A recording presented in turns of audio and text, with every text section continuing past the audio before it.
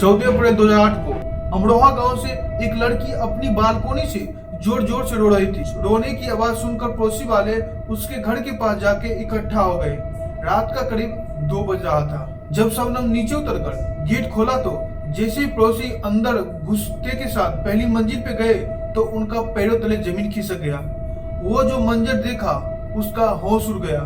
आप सोच भी नहीं सकते हैं। शबनम के परिवार वालों में 7 का मर्डर हो चुका था। ये कोई ऐसा मर्डर नहीं था, एक ही घर में 7 परिवार का मर्डर हो गया था। साथ ही साथ 10 महीने बच्चे को भी नहीं छोड़ा और वहीं शबनम अकेली बची हुई थी और वो बलग में बैठ के रो रही थी। इस केस को आज 17 साल होने वाला है।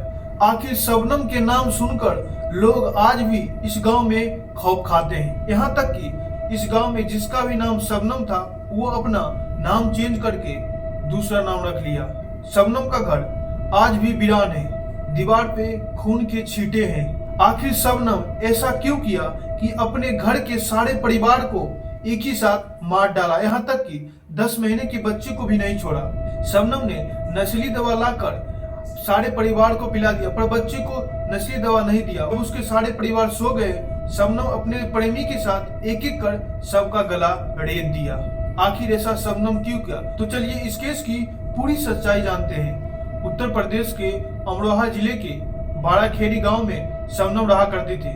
शबनम का जो परिवार था एक शिक्षित परिवार था और शबनम का जो पिता था शौकत अली, वो कॉलेज में लेक्चरर थे। शबनम जो थी प्राइमरी स्कूल में बच्चों को पढ़ाती थी, AA कर रखी थी और प्राइमरी स्कूल में बच्चों को पढ़ाती थी। शबनम के पिता के पास काफी ज्यादा जायदाद संपत्ति भी था। उसके 2 भाई थे, अनिल और राशिद। उनकी चचेरी बहन रबिया था। एक छोटा भतीजा अर्श था। बड़ा भाई जो था वो जलंधर में किसी कंपनी में इंजीनियरिंग की जॉब करता था और छोटे भाई जो था वो मेरठ में बीटेक की पढ़ाई कर रहा था। गांव में एक शिक्षित परिवार था और एक संपन्न परिवार था। आखिर उस रात क्या हुआ जो इस परिवार का आज भी नाम लेने से डरते हैं? 14 अप्रैल 2008 को उस रात लगभग 2 बज रहा था। शबनम अपनी बालकनी से जोर जोर से रो रही थी। रोने की आवाज सुनकर पड़ोसी तुरंत वहां इकट्ठा हो गए। जब पड़ोसी वाले घर के अंदर जाने की कोशिश किया तो दरवाजा अंदर से लॉक था। उसके बाद शबनम नीचे से ऊपर आई और दरवाजा खोला। उसके बाद पड़ोसी शबनम के पीछे पीछे जैसे ही पहली मंजिल पे पड़ोसी पहुंची तो उसका पहुंचते ही उसका होश उड़ गया, उसका दिमाग ही घूम गया, क्योंकि वहां पे जो मंजर था वो एकदम खौफनाक था। वहां पे 7 लोगों की लाश पड़ी हुई थी और खून लथपथ था। ये देखने के बाद पड़ोसी एकदम हक्का बक्का हो गया। जब पड़ोसी शबनम से पूछा तो शबनम ने बताई कि एक चोर डाकू जैसा आदमी आया और उसे मारकर चला गया। उसके बाद पड़ोसी ने तुरंत पुलिस वाले को कॉल लगाया। पुलिस वाले जब देखा तो उसका भी होश उड़ गया। शबनम के माता पिता और 2 भाई और उनकी जो चचेरी बहन थी उसका भी मर्डर कर दिया। तो साथ ही साथ 10 महीने का जो बच्चा था उसे भी गला घोंट कर मार दिया। हसनपुर पुलिस थाना घटना स्थल पे पहुंचे तो क्राइम सीन को इमीडिएटली सील कर दिया गया। उसके बाद ये घटना जो था तुरंत आग की तरफ फैलने लग गया। ये घटना पूरे अमरोहा जिले और बाराखेड़ी गांव में पूरा फैल गया।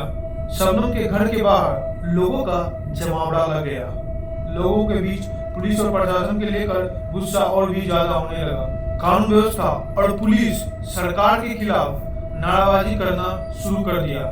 लोगों के गुस्सा देखते हुए हसनपुर थाना इंचार्ज को तुरंत सस्पेंड कर दिया गया।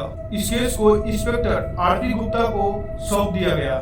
उसके बाद पुलिस 15 अप्रैल 2008 की सुबह तुरंत सभी बॉडी को पोस्टमार्टम करने के लिए भेज दिया गया।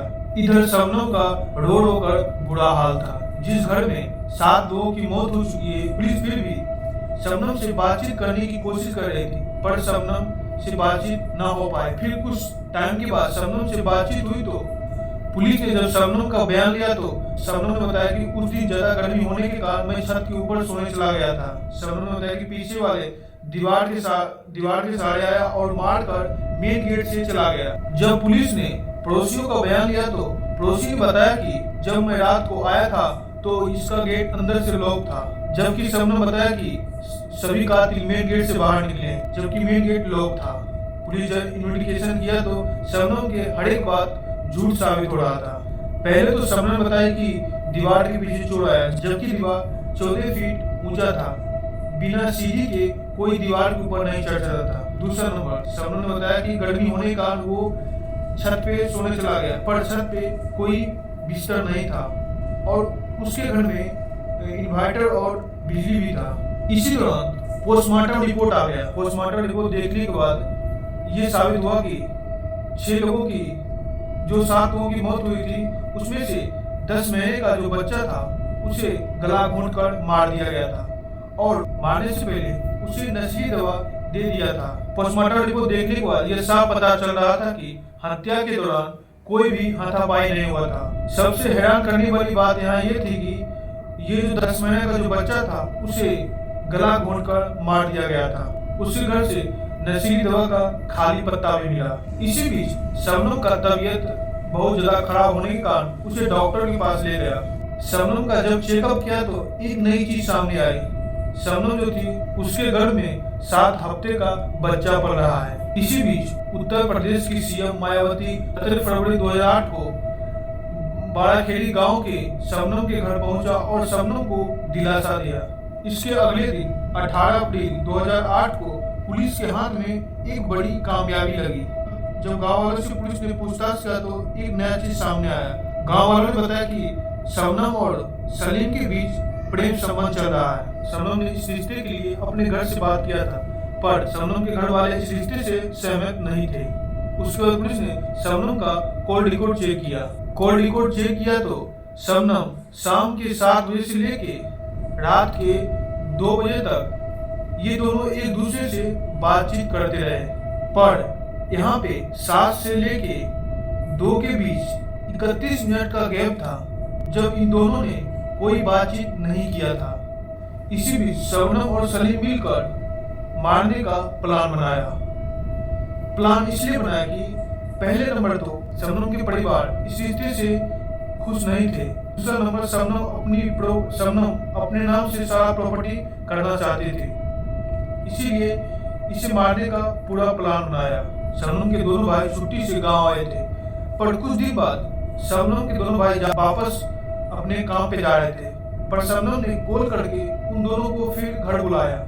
उसी रात जिस रात ये मर्डर होने वाला था, शबनम ने सलीम को कॉल लगा के बोला कोई नशीली दवा लाओ जिससे इसे मिलाकर इसे बेहोश कर दिया जाए। फिर सलीम मेडिकल से नशीली गोली लाकर शबनम को दे दिया।